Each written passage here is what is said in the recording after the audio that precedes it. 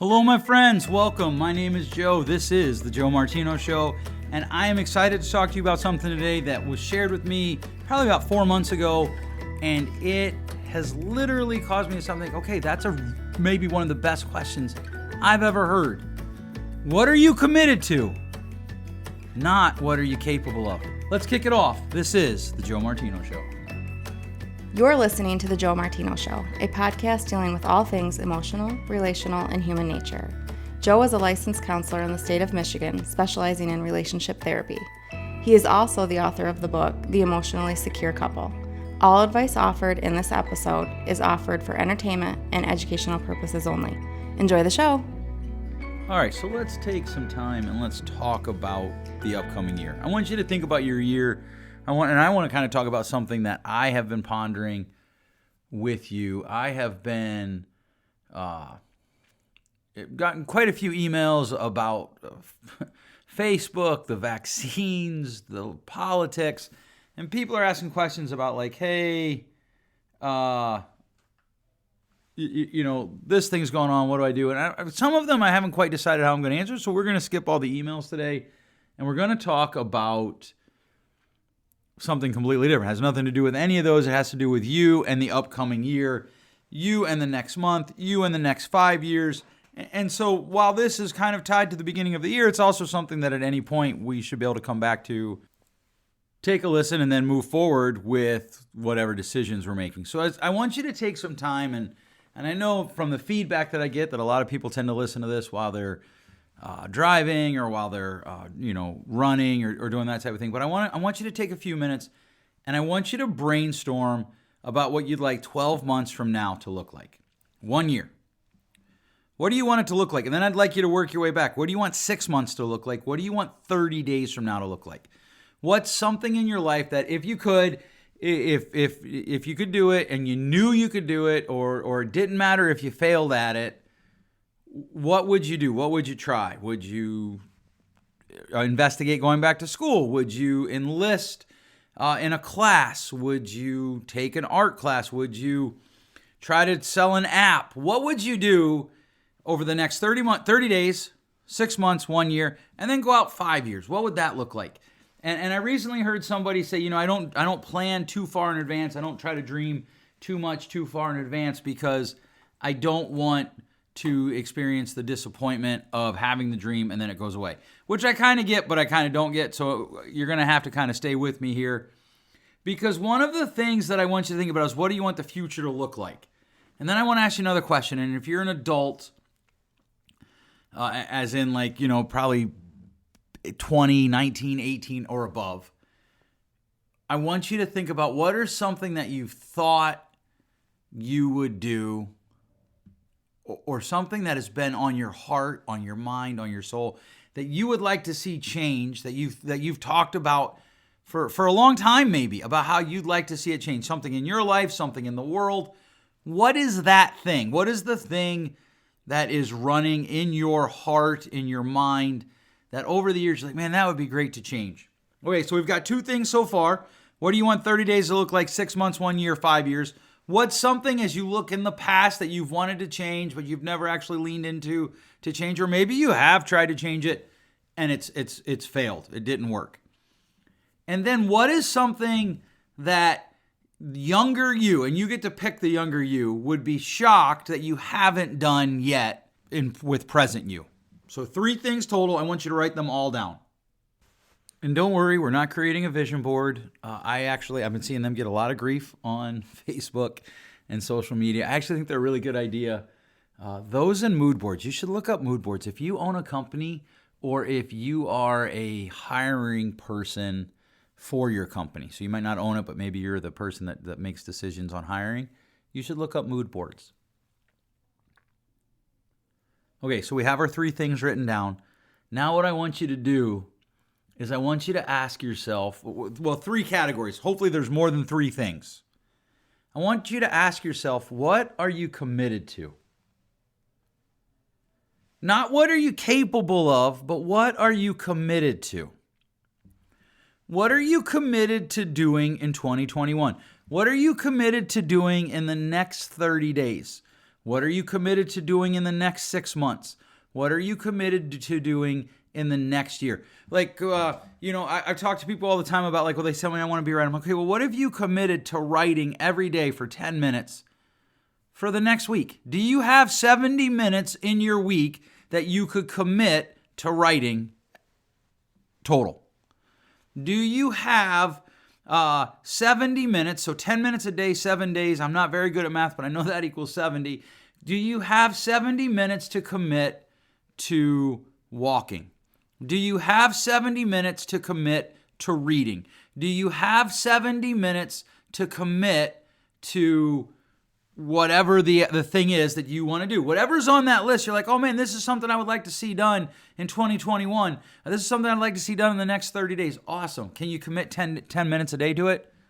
Or if you look at the list, or maybe there's something you didn't put down on the list because you filtered it, even though nobody sees your list but you, and there was that thing in the back of your head, and we all tend to have these things in the back of our head that, oh man, that would be awesome to do, but I'm not committed to it. My wife and I are talking about businesses, and as you know, we are big supporters of entrepreneurs. We believe in small businesses. We run a couple small businesses, and we believe in people starting businesses. We think that's one of the best things for our economy, for our country, and for people. But one of the things, I'm just going to be real here, one of the things that annoys me is people who try to pick the things that, like, well, I tried a business and it didn't work. Oh, really? How long did you try? Well, 6 months. You didn't try. No, I did. No, you didn't.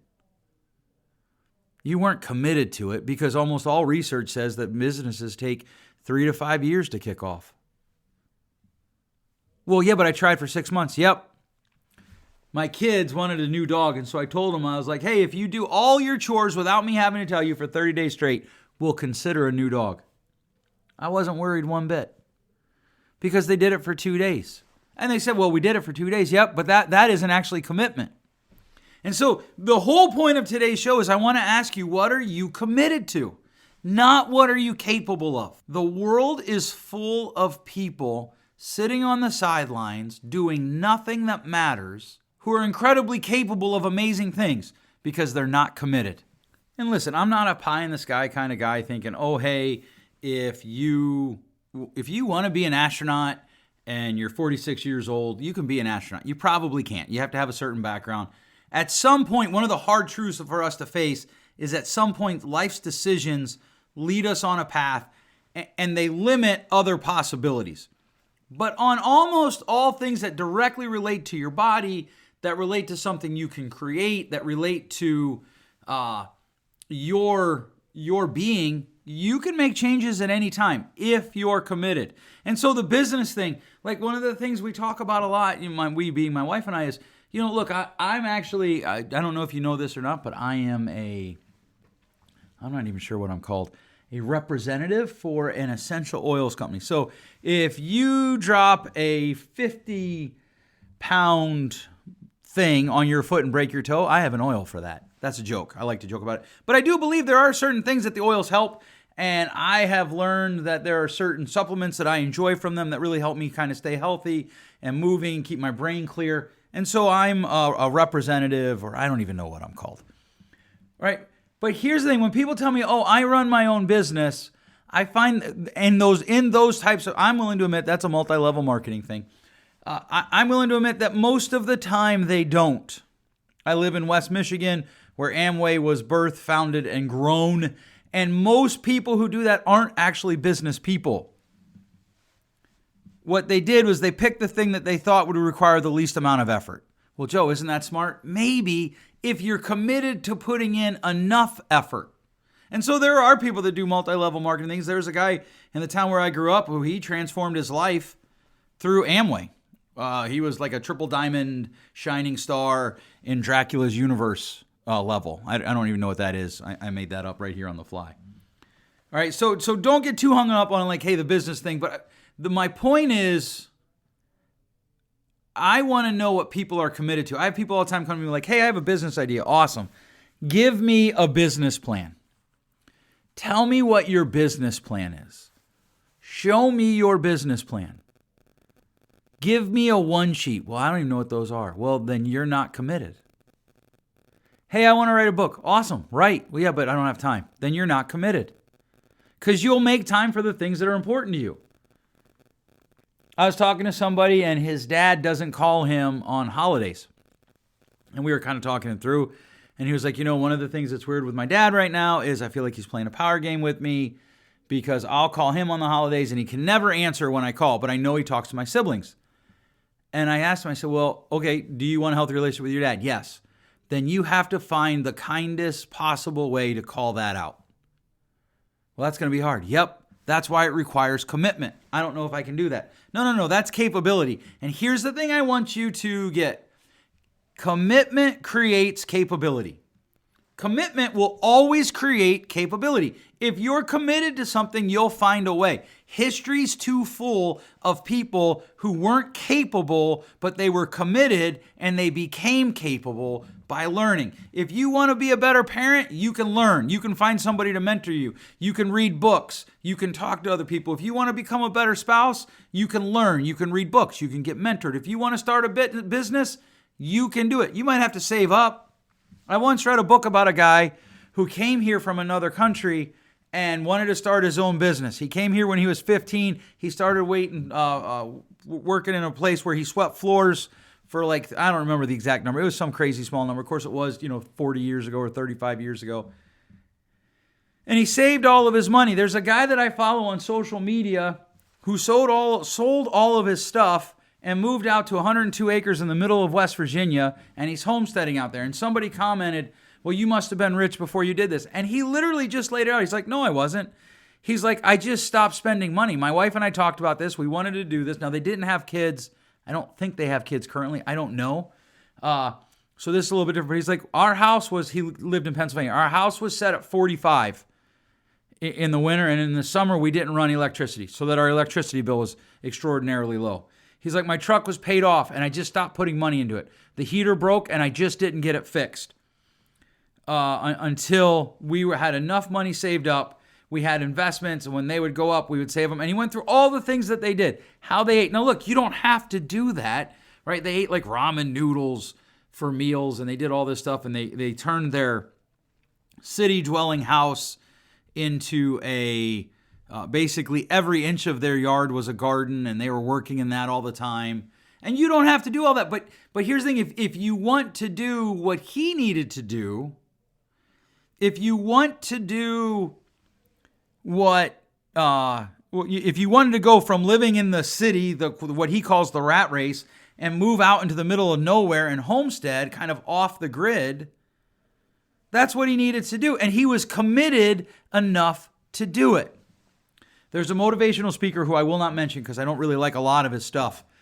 Is that cancel culture? I hope not. But I'm not going to mention his name anyhow. If it is cancel culture, let me know. Email me if you think it's cancel culture. But I need to know why, not just that you think it.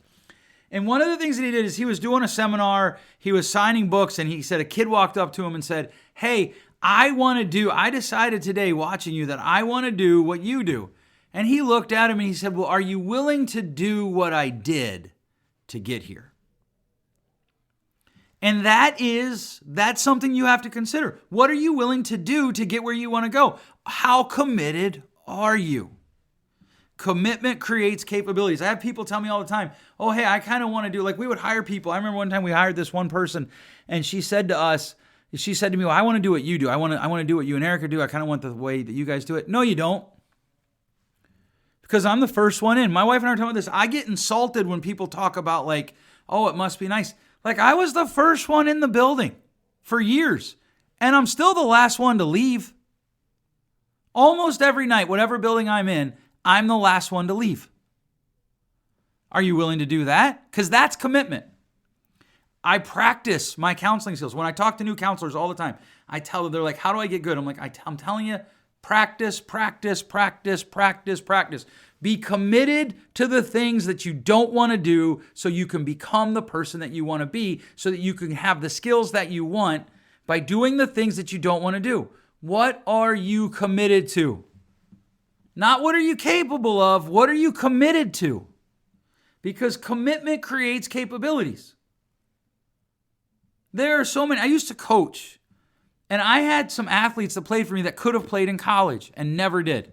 because they weren't committed to it. In fact, I would actually, if they were sitting here in my room right now and I was talking to them face to face and it came up and it was an appropriate portion of the conversation, I'm not sure. I could give you a list of athletes who never actually reached their potential as high school players because they weren't committed to the work ethic that needed. I was watching an interview of Ronaldo, who's a famous football player, the non-American kind, and they were talking about his son, and he said, anytime anybody eats chocolate in my family, they all look at me. The man doesn't eat chocolate because the level of commitment that he believes is necessary to play at the level that he wants to play at. One of the things that I like to say to people is you can be mediocre, you just can't be mediocre with me. I'm not interested in that. Not at least in there's a bunch of things that I'm not interested in that, in being mediocre or in surrounding myself with mediocre people. One of the commitments that I have is I will become the sum total of the amount of the people that I allow to influence my life. So I'm very picky about who I allow to influence my life. I don't let people who are always whining and complaining have a lot of my time. I don't let people who are playing victims, always talking about, I don't let them have a lot of my time because I'm committed to being better tomorrow than I was today. Not every day. There are days I wake up and I'm that guy. But overall, the commitment to be better than I was yesterday, to make January 2021 better than January 2020. I'm going to give you an example. Last year, I had a goal to write 15 days out of 30 in a journal.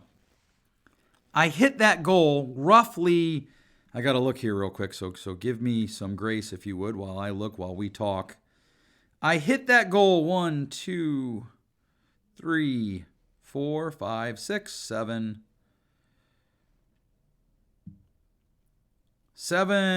8. 9, 10. Oh, no, now I'm back in 19. So wait, let me take those out. 10 is out, 9 is out. I hit that goal 8 times last year. So my goal this year is to write 16 times a month, 10 months. 10 out of 12 months, hit that goal. Now, I'd like to hit it 12 out of 12, but I'm making a commitment. I'm making it public right here. You can hear it. Check in with me if you want. To be 10 times or 16 times a month, 10 times a year, 10 months out of the year. I'm committed to it. I'm committed to sponsoring kids at Compassion. A large number. I'm not even going to tell you the number. But in my head, I have this number that I've talked about with my wife, so it's not just in my head. And we're committed to it. In fact, I just filled out a survey and they asked me, how important is you making, money? I don't remember how they worded it, but how important is your contribution to Compassion? And it's in the top 2 for us. I'm committed to it. But this isn't about me. This is about us and you. What are you committed to? What are you committed to this coming year? And here's the thing about commitments. You can't have too many of them. So one of the things that you have to do when you make a commitment, you have to realize you're going to cut things out. And so now hopefully you have some ideas about the things that you're committed to. You have some things about you're going to lean into in the next 30 days, the next 6 months, the next 12 months, the next 5 years. Now you have a filter when anytime somebody says, hey, let's go do this. Hey, have you considered doing this? You have a filter to say, okay, wait, does this help me do this? No, then I'm out. Nope, I'm out. Nope, can't do it. Nope, can't do it. Now you're living intentionally. I think intentionality is going to be my word for 2021. I don't ever pick it till about the end of January. I pick my word. And one of the things that you have to consider once you have commitments is what am I doing that is taking me away from my commitments? We tend to think about the things that we're doing that take us towards our commitments sometimes, but we tend to leave out the things that we're doing that take us away from our commitments. So what are you doing that takes you away from your commitments? Because your commitment will create capability. So if you want to do, one of the things that I committed to a couple years ago is I was going to start doing more things around the house that involved like, fixing yourself. Because I'm not a very good do-it-yourself, DIY guy. Or is it DIY? I think it's DIY. I'm just not. I don't have the knowledge. I didn't grow up doing that. There were things that I did, but the thing was, it wasn't actually that I didn't have the capability to do it. I didn't have the capability maybe to do it. I'm never going to put like a carpenter out of business. But I didn't want to run through the failure. It takes me longer. Oh, I cut it wrong. I got to go recut it. And so I'm doing stuff. And it isn't, there are mistakes that I'm making. But it comes down to, what are you going to lean into? And then what are you going to get away from? What is your commitment? So maybe you have a friendship. We talked about this a couple weeks ago, and it has taken on a life of its own in the feedback to me, which I enjoy. But maybe you have friendships that are taking you away from your commitments, and it's time for those friendships to go. Maybe you're doing good things that are keeping you from doing great things. Maybe there's a good thing that you're doing that is keeping you from actually doing the thing that you value as great. If that's the case, you're not committed to your great. I always laugh. People, we talk about reading books and like, I'd read if I had more time. Now, I want to be clear here. I make exceptions for parents with young kids. I make exceptions for parents with young kids, but not too much of an exception, because almost everybody could read 10 minutes at night before they go to bed. Almost everyone could. But I will make an exception. When people with multiple young kids tell me, I just don't have time right now. Okay, I accept that. There was a TV show where there was a character who used to say, I accept this. But for most people, it's not that you don't have time. It's that you don't make time because you lack the commitment to expanding your reading time. You lack the commitment. You have the capability. You just don't have the commitment. When I talk to counselors who are struggling to keep clients, what are you doing outside of the room, outside of the therapy room to improve your skills? Well, I went to school for a really long time. Nobody cares. What are you doing to get better? It's not that you don't have the capability, you don't have the commitment. Because capability without commitment is mediocrity at best. I'm going to say that again. Capability without commitment is mediocrity at best. Most counselors that you'll ever meet would have the ability to be average, but they don't put in the time. In fact, I'd say that's true of almost any profession. The difference between average and good is the good people put in time, usually minimal time. The great ones, whatever the profession is, the ones who are great at it, they're putting in more time than anyone else. Yeah, but Joe, they have more natural ability. Maybe. But they're also putting in more time. They're maximizing every drop of their ability. Oh, but that's so hard. Yes, that's why it's called commitment. That's why it's called commitment. I was talking to somebody, came into me and they wanted to change their parenting. And I got to be honest with you, my kids are all still being raised. My oldest is 18, my youngest is 8. You probably have never seen my office here in Lowell, but I'm actually surrounded by pictures of them. And I am terrified to talk about parenting in public. It's one of the reasons we've talked about writing a parenting book, but it terrifies me because I don't want to talk about it until they're adults. But it doesn't, whatever happens doesn't change the truth of what I'm about to say. This woman came in and she wanted to talk about her kids and she wanted to talk about how she could parent better. Her words, not mine. And I started talking to her and I was like, okay, so you need to stop doing this and start doing that. And she says to me, it's going to be really hard. I'm like, yeah. Are you committed to being a better parent or do you just want to be a better parent? Because if you're committed to it, this will help you. This will actually change what you're looking to change. I think about colleagues that I know, one in particular who actually works for me, who I've known since internship to present day professional counselor. The growth has been a direct result of that individual's commitment. Commitment supersedes capabilities and creates capabilities. Capability without commitment it will literally just sink you. You will lose. Even when we start looking at people who have just literally changed the scope of something in the world, they were committed. I don't care if we're talking about someone who lived 500 years ago, somebody who lived 100 years ago, somebody who lived in our lifetime, who changed the way our life runs. And you're like, oh, they were brilliant. Like there are some people that I really respect as they were brilliant. They were terrible. Some of them were terrible people, and we've got to accept that as far as how they treated people individually. But they were also brilliant. Yes, I agree. But more importantly than being brilliant, they were committed. I was talking to somebody just the other day, and I said, the thing that drives me is we only get so many spins around the sun. We can only go around the sun on this earth so many times, and our days are done. We're all going to die. I'm going to die, and I'm about to reach, I'm about 3 years away from a milestone birthday that has really caused me to something. I've probably been chewing on this for 10 years. The idea of I'm going to die, what's the legacy I'm going to leave? And I want to be committed to significant living. Now, that doesn't mean that I don't have fun. That doesn't mean that I don't read. Like right now, I'm reading a book at night before I go to bed. It's dumb. It's a silly fictional book, but it's fun to read and I enjoy it and it's relaxing. I play video games. They're not going to leave a legacy, but they do allow me to relax so that when I go lean into the significant things that I'm doing, the things that require a lot of energy, I have it. I spend a lot of time with my family. We go camping, we travel, we play board games. These are important things because those are the things that I'm committed to. So I want you to look at your sheet. What are the things in that sheet that you're committed to? Pick one thing. Well, Joe, it's hard and it scares me. Awesome. Well, but my spouse won't be on board. Okay, find out what you need to do to get them on board. I want to go start my own business, but my spouse isn't on board. Okay. Find out if there's a way that you can start your business, keep your job, and your spouse is okay. What are you committed to? That's all that matters.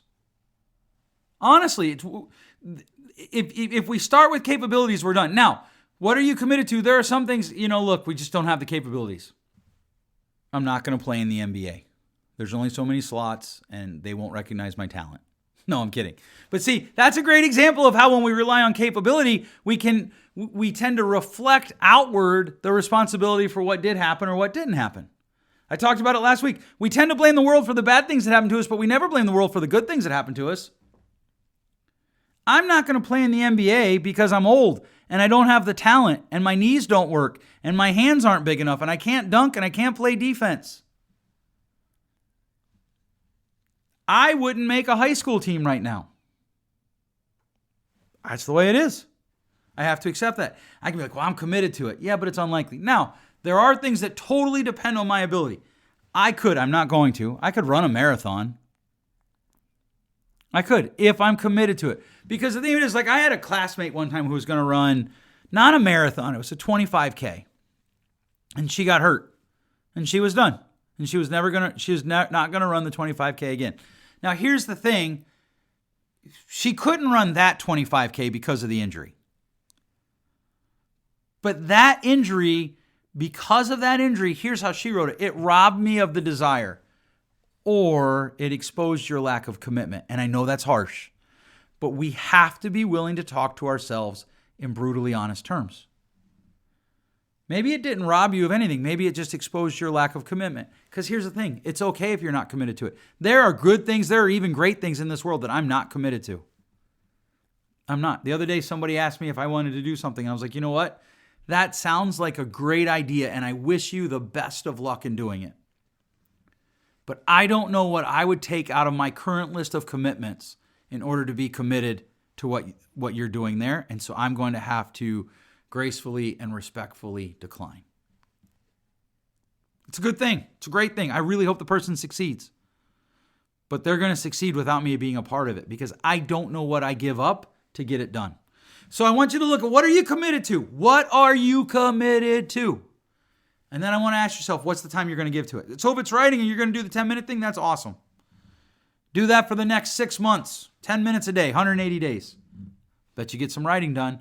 And I bet you find that you have more time. You want to go walking, you need to get a little bit healthier. Awesome. Just do me a favor. Don't walk in the middle of the road. I love it when I see people walking. I'm annoyed when they're walking in the middle of the road, especially on roads that you can't always see over the next crest or the next hill. You want to save money? Great. Can you save $5 a week?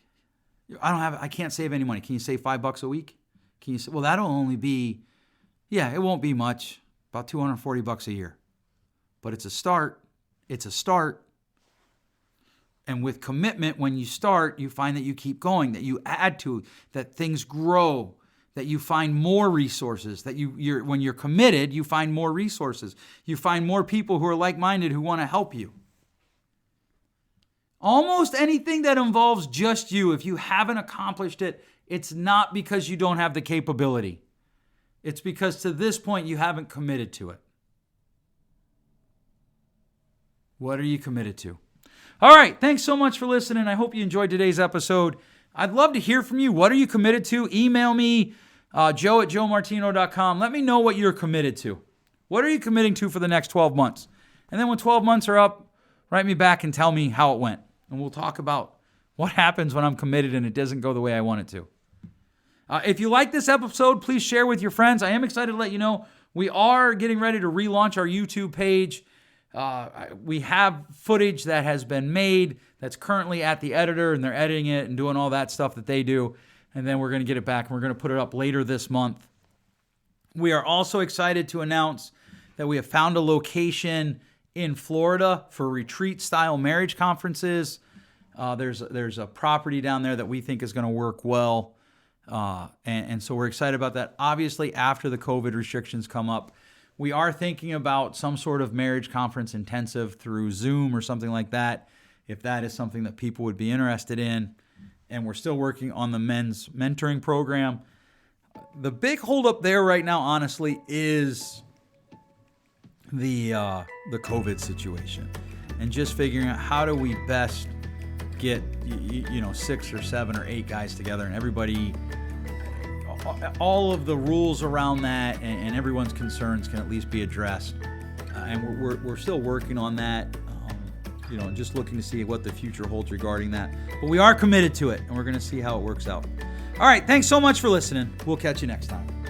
Thanks for listening. If you enjoyed today's show, please share with a friend. And hey, give us that rating in your podcast store. Until next time, change possible.